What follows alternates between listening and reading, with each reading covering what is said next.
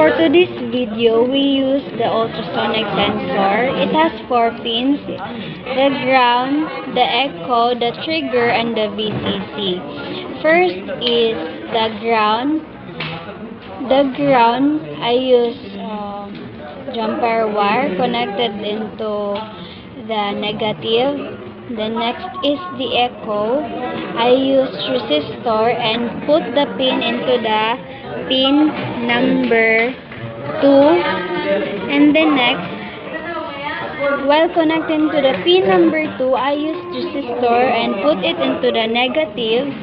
Then the trigger is connected into the pin number 3, which is here, color white.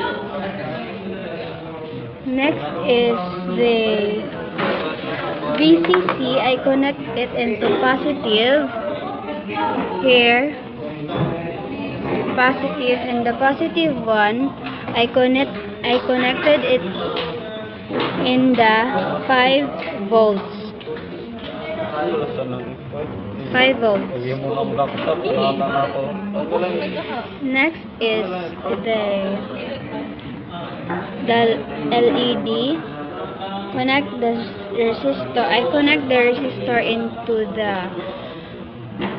negative. Then the pin is number 4.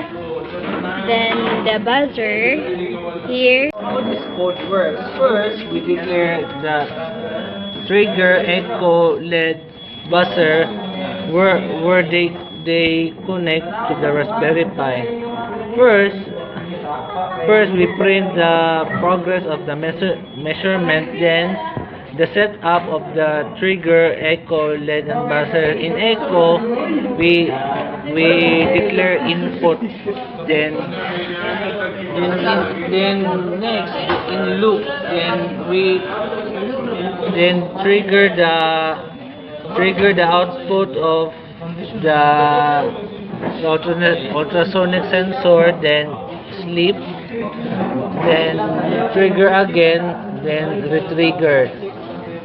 Then let's found the full start, then the pulse end of the echo.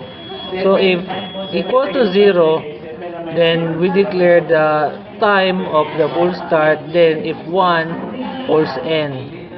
Then we declare the duration, which is to negate the end and the start.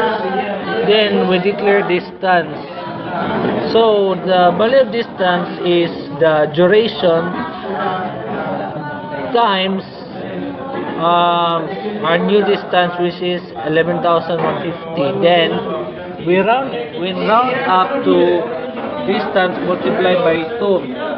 Then after that, if distance is greater than 100, it means then buzzer high, then LED low if there is no object.